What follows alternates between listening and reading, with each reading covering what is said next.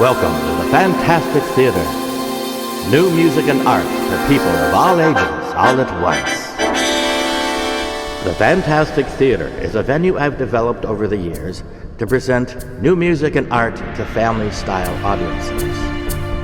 I've discovered that through the use of effective, imaginative context, I can present just about anything. Many guest artists have joined me over the years to speak about why they chose to be artists and to perform.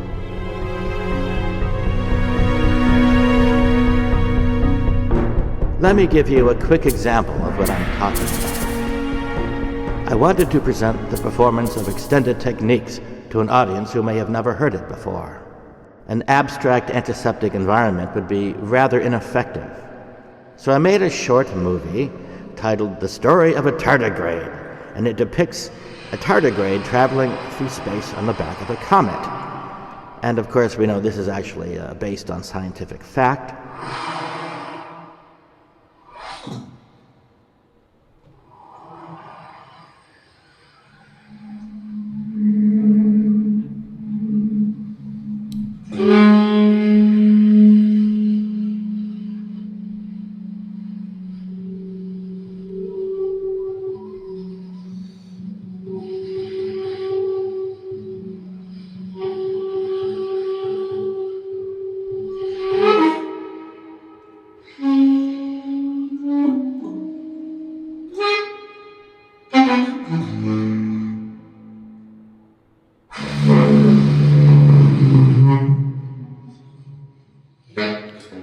And the result is that the audience hears and feels every note, every sound, and really enjoyed it a lot. Very successful. I've done it a couple times with different players now. Here's with Josh Sinton, saxophone.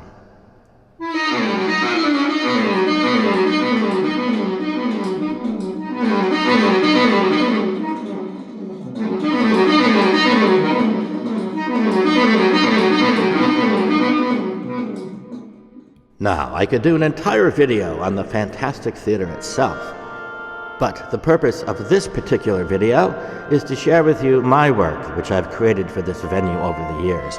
I call them classical music plays. Originally, I thought of them as music delivery devices, but the other elements have grown over time, as you will see. Now, to go back, the first piece of this type I created was an adaptation of C.S. Lewis's Voyage of the Dawn Treader from his Narnia series. I was then the music department at the Alternative Community School in Ithaca, New York in 1999. I have scores of music in the vault, but all that really remains of the sets is this. It is Aslan and was made by Leslie Prunty, who spent spring break teaching me how to make sets. It's amazing what you can do with a bit of cardboard, string, a Swiss Army knife, glue, paint, and fabric. And you'll see plenty of the results of that later. Before getting to the music plays, I'd like to give you a taste of another of my creative projects, the epic fantasy series, Tales of the Ocean City. There are 7 books in all now, but the first 2 exist also in audio album form. You're hearing some of that music right now.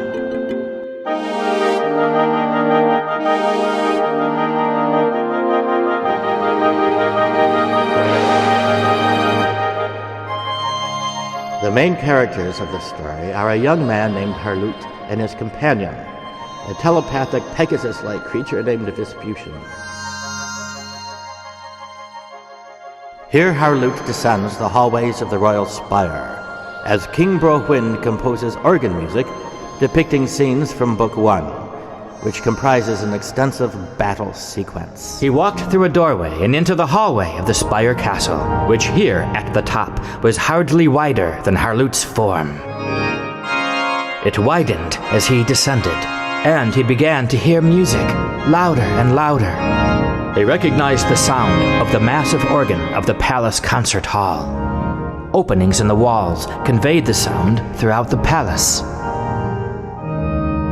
The throbbing sounds started and stopped, sometimes repeated, and Harloot knew he was hearing the music of King Brohwyn as he sat in the high organ loft composing a new organ symphony. He thought he could hear themes and music which suggested the harrowing events he just lived through.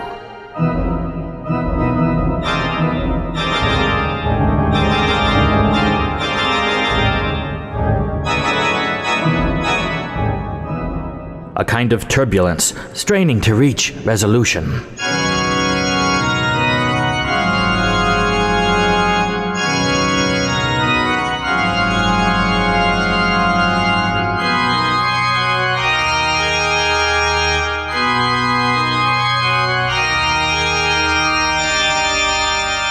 And music which sounded like love and gladness at averted loss.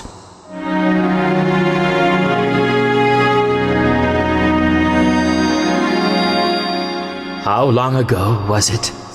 It felt like a long time since he'd been fighting for his life alongside the princess on the open plains before the mountains.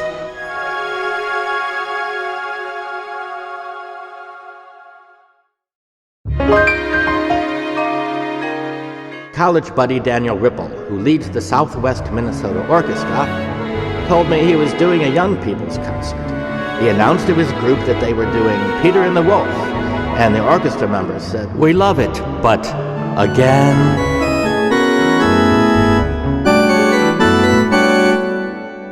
It was then I realized that there might be some kind of last remaining niche where serious composers write works for young audiences. That's when I composed The Musical Forest and developed it with the help of my then 4-year-old daughter. The Musical Forest is a music teacher. The main character adventures through the forest, learning music words and gathering seed pods for music fundamentals. She tried a chord and made a melody to go with it.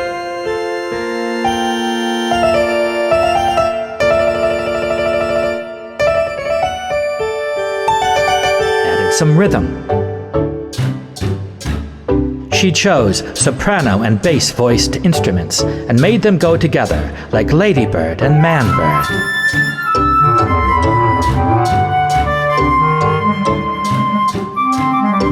The music just poured out of her.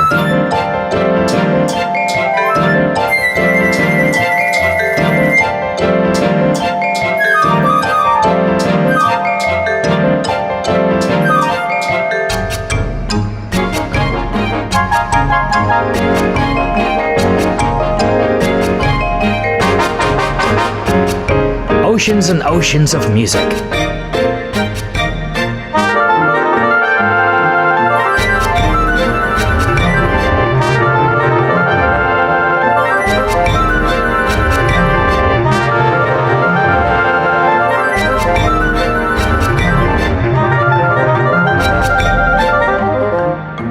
Never wanting to end.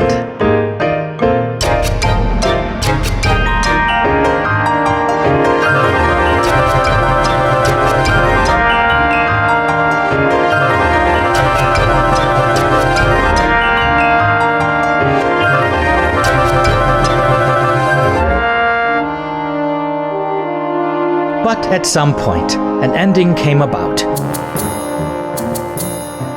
Squiggle had a calm and happy feeling, like she had been through something wonderful and big. Dancing Nighthawk is a kind of cinematic ballet, an original fantasy inspired by Native American mythology. I wrote it for Sophia, my daughter, who is also a dancer. Wind stirred the grass and trees. The clouds parted. Moonlight broke upon her face. The music of the stars filled her ears. She leapt to her feet and danced. I am the wind.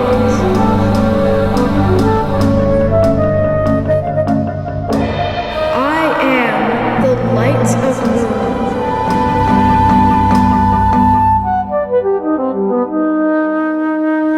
The light of the stars.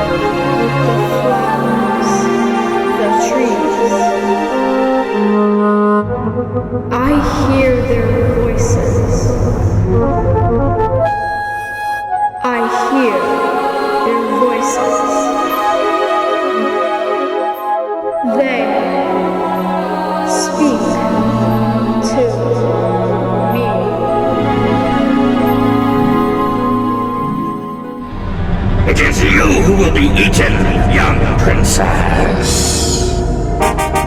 More Ahau-Kin demons rose up from the water beside their king.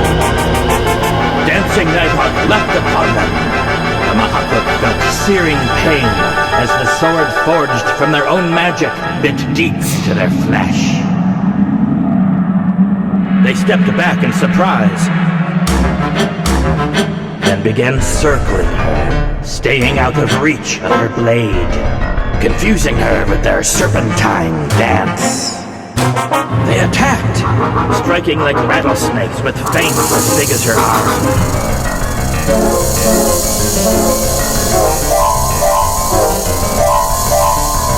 She leapt out of the water, back to the embankment, and turned to face them. The Ahau-Kin formed again into one group, and she attacked them, scoring deep wounds into their scaly hides. Again, they circled her.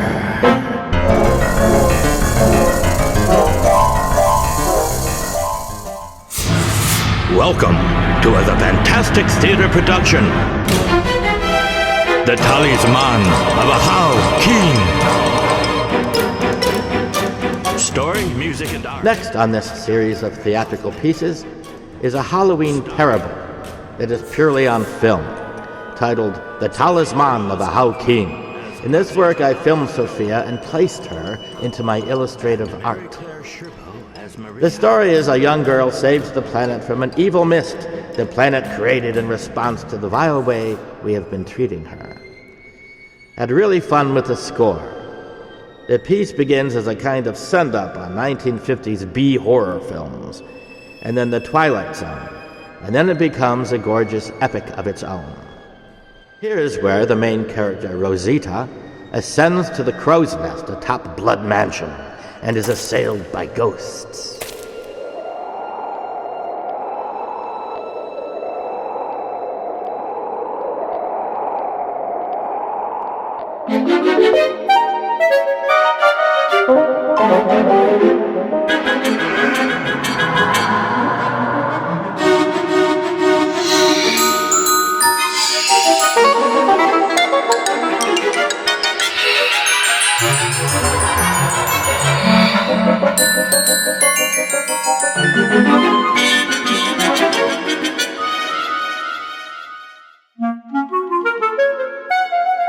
Now I'll share the signature piece from the Phantastic Theater titled The Phantastic Zoo.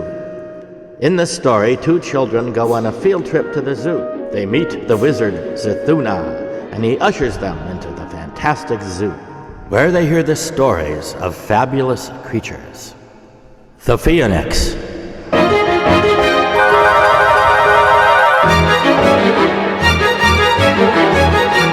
Bennu, Bennu, Webbin, Bennu! Awaken and greet my friends! Your friends, Zithuna? Not your offerings, but your friends. Yes, Bennu, Bennu, my friends. Come greet them. They are young people and have open minds. Creatures not yet deformed by lightless experience. His face became suddenly much larger. The magnificent creature stared into their eyes.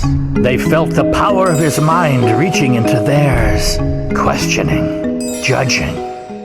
I am glad, very glad, to tell you, dear children, my story, so that you may be nourished by the hearing of it. The great creature took a deep breath and began to speak.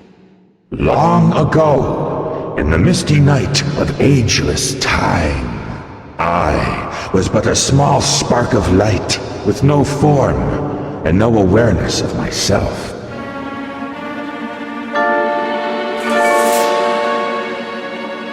There were mountains and worlds of darkness. I passed through them all. And when I was through, I found that I had wings, that I knew myself, and I was me. So I flew and flew and lived happy in the mountains and the stars.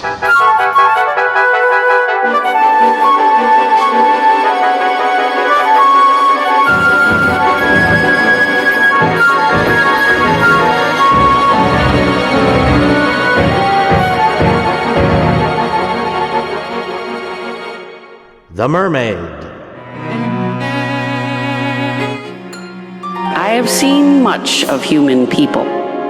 I have visited sailors sailing alone upon the sea. I have seen the great wars and useless killing.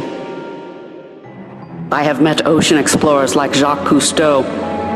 He was a friend of mine, and I showed him the caves where my shark brothers sleep. He never spoke of me to his fellow humans for fear they would think him mad. But, children, the saddest thing of all is how human greed and growing power has caused you to pollute our ocean. Do you not understand that if the oceans and her people die, that you will die too? Look at me, children. Look at me. Promise me.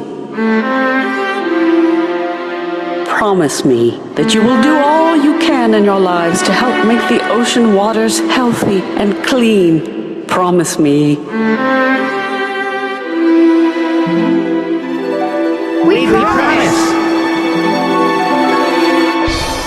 Thank you, Mary and Tim. Thank you.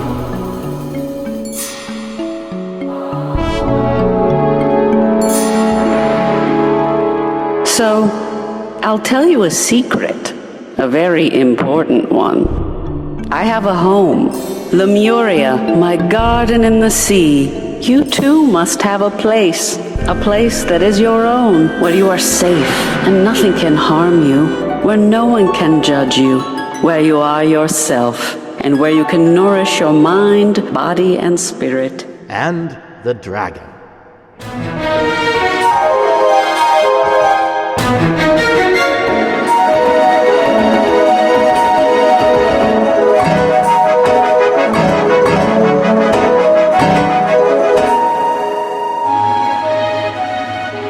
I thought I was curing a sickness in the world. I thought the magic I enjoyed in my youth was gone.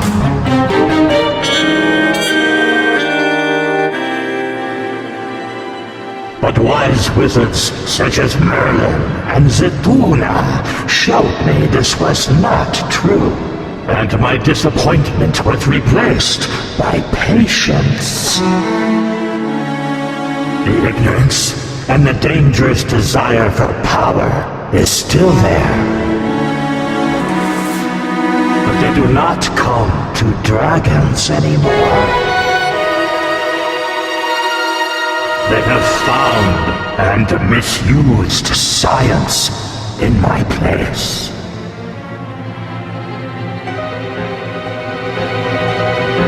There is a war, children. A war of imagination.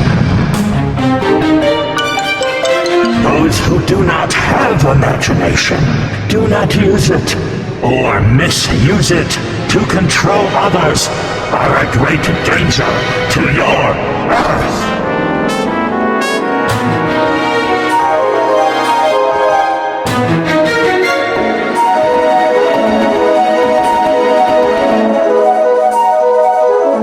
Someday, you may be able to influence your fellow people.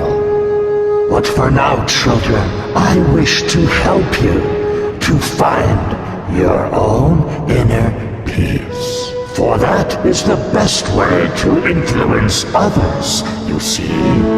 If you create peace within yourselves, it can grow out from you, like ripples of water, and change the colors of the ocean and the streams of time.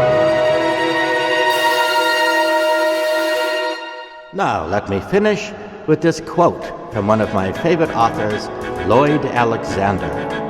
He wrote the Chronicles of Prydain series and shares my philosophy in these types of work.